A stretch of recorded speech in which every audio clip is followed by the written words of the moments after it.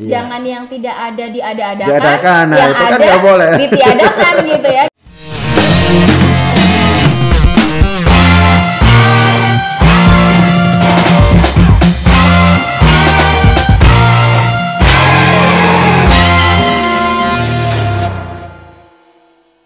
Assalamualaikum warahmatullahi wabarakatuh. Apa kabar kawan pajak semuanya di Kota Jambi?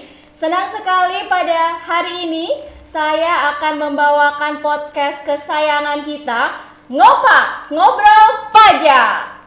Nah, pada hari ini kita kedatangan tamu yang sangat spesial. Beliau adalah seorang account representatif di Seksi Pengawasan dan Konsultasi 2 KPP Pratama Jambi Telanai-Pura, Bapak Nuri Ahman.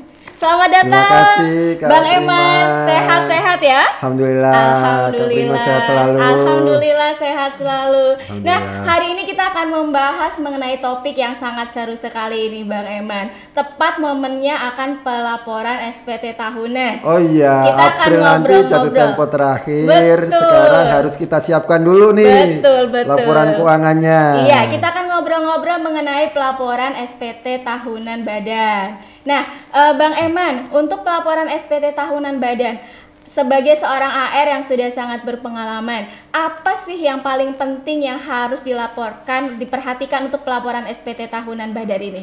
Ya, terima kasih. Jadi untuk SPT tahunan badan yang menjadi perhatian utama oleh petugas pajak yaitu laporan keuangan. Oh iya, di situ laporan ada keuangan. laba rugi, ada neraca, ada lampiran khusus kalau misalnya ada yang diwajibkan gitu. Tapi minimal dua. Minimal dua laporan laba rugi dan neraca. Minimal 2 laporan laba rugi dan neraca.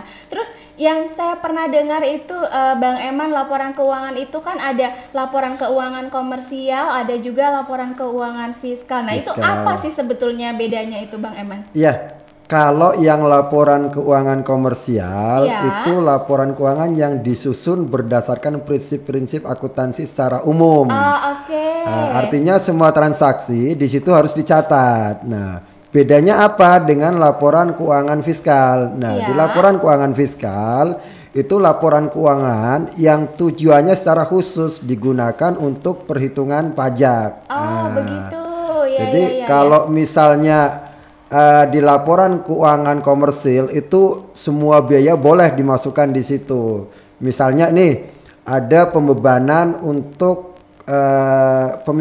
pemilik saham, pemegang saham. Nah, itu secara komersil itu dicatat, ditulis, tapi secara fiskal itu nggak boleh diakuin sebagai biaya. Itulah makanya nanti ada namanya koreksi fiskal.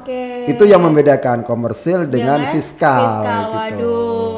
Tapi nggak ribet kok. Iya. Saya sih membayangkannya ini, tapi mungkin nggak ya sebetulnya ya. Dan mungkin ini Bang Eman, jadi apakah semua laporan SPT tahunan badan itu pasti harus ada laporan keuangannya? Iya, karena itu menjadi persyaratan untuk penyampaian SPT PPh badan. Jadi tetap harus dibuat laporan keuangan, ada ataupun tidak ada kegiatan usaha. Jadi kalau tidak ada kegiatan tetap harus dibuat itu ya? Tetap, iya. Jadi nanti kalau tidak ada kegiatan, apa nanti yang bisa diisi nanti dibuat untuk? Kan minimal 2 nih, laba rugi dengan neraca. Laba ruginya nanti diisi aja pendapatan nol, nihil ya. Terus biaya-biaya 0 gitu kan, pendapatan bersih 0. Tapi untuk neraca itu tetap nanti diisi dengan laporan neraca. Posisi keuangan, misalnya ada kas berapa, modal berapa gitu. Tapi itu tetap dilampirkan di SPT-nya. Jangan sampai nggak dilampirkan karena sayang nanti kan.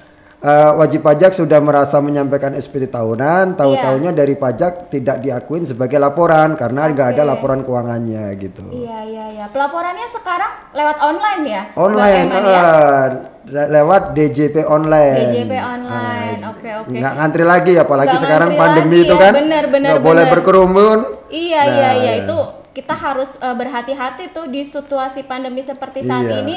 DJP online sangat memudahkan sekali ya. Betul. Berarti kan itu pelaporan SPT-nya itu kan kalau di DJP online itu namanya e-form ya? E-form, betul. Nah, kalau misalnya di e-form ini untuk pelaporan SPT tahunannya, nah untuk penyusunan laporan keuangannya itu ribet nggak sih Bang Eman? Enggak gitu lah, kan? enggak. Jadi intinya kan laporan keuangan itu isinya bagaimana wajib pajak menyajikan pendapatannya itu untuk usahanya seperti apa gitu kan.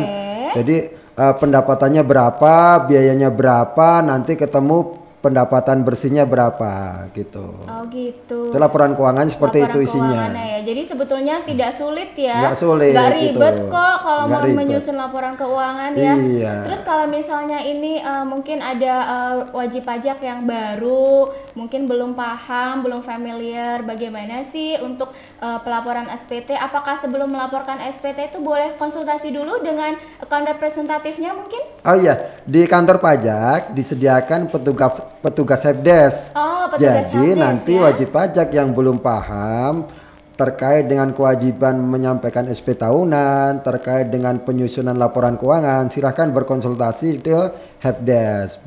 Bisa melalui WhatsApp, bisa melalui telepon, atau misalnya kalau terpaksa harus hadir, boleh hadir juga ke kantor pajak. Bisa ke kantor pajak juga kalau misalnya mau lebih jelas, bisa tanya-tanya langsung ya. Sampai puas nanti insya Allah dibantu ya di kantor pajak. Yang penting wajib pajak menyampaikan SPT tahunan gitu. Jangan sampai nggak menyampaikan gitu. Iya benar. Satu lagi nih mungkin yang pertanyaan terakhir nih Bang Eman. Jadi kalau boleh disampaikan apa sih tips dan trik untuk menyusun laporan keuangan?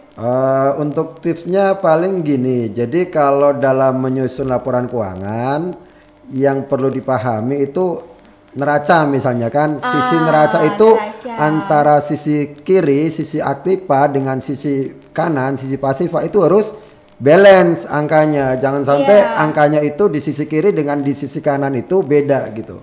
Iya ya. Nah, harus misalnya beda nanti gimana tuh? Nggak seimbang, pasti nanti disuratin sama petugas pajaknya. Karena nanti setelah pelaporan kan ada penelitian ya. Betul. Oleh petugas pajak nanti akan dihubungi kalau misalnya tidak seimbang ya sisi kiri dan sisi kanan ya.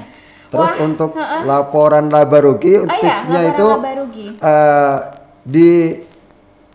dicatat sesuai dengan dokumen yang ada gitu. Laporan keuangannya dicatat sesuai dengan dokumen yang ada gitu. Oke. Jadi betul-betul untuk bukti-bukti pencatatannya gitu ya disiapkan dan memang ditulis sesuai dengan data dan fakta yang ada sekali, ya. Transaksi yang ada itu harus ditulis. Jangan yang tidak ada diada-adakan, yang itu kan nggak boleh ditiadakan gitu ya. Jadi betul-betul harus sesuai dengan kondisi yang sebenarnya begitu ya. Waduh, luar biasa sekali nih, menarik sekali nih podcast kita, obrolan kita pada hari ini nih sangat seru sekali. Nah, mungkin terakhir nih, mungkin apa sih dari Bang Eman yang ingin disampaikan kepada kawan pajak pendengar setiap podcast kita di Kota Jambi ini? Iya, terima kasih. Jadi dari kami himbauannya mengingatkan jangan lupa untuk menyampaikan SP tahunan. Untuk PPh orang pribadi itu terakhir 31 Maret.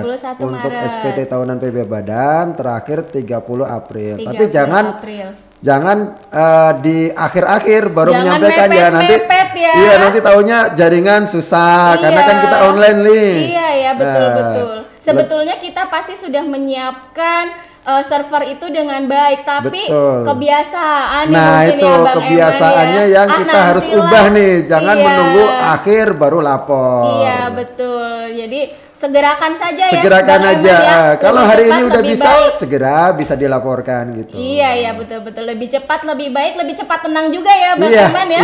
Tidak ada hutang, aduh saya belum lapor nih SPT tahunan gitu ya di akhir-akhir gitu. Kalau kakak udah lapor SPT ya berarti sudah dong pastinya ya. Terima kasih, kita juga sudah lapor gitu. Luar biasa sekali. Baik, kawan pajak di Kota Jambi, itulah edisi podcast kita kali ini tentang pelaporan SPT tahunan badan. Sangat menarik sekali ya, kita dapat hasanah yang sangat luas tentang pelaporan SPT tahunan badan, apa yang penting harus disiapkan, bagaimana menyusun laporan keuangan, dan seperti tadi yang disampaikan oleh Bang Eman, tidak sulit kok untuk menyusun laporan keuangan, sangat mudah, nggak pakai ribet gitu ya. Jadi seperti tadi pesan Bang Eman, jangan lupa laporkan SPT tahunan juga, dan Salam sehat, jaga kesehatan di kala pandemi ini. Jangan lupa untuk tetap patuh membayar pajak karena pajak kuat, Indonesia maju.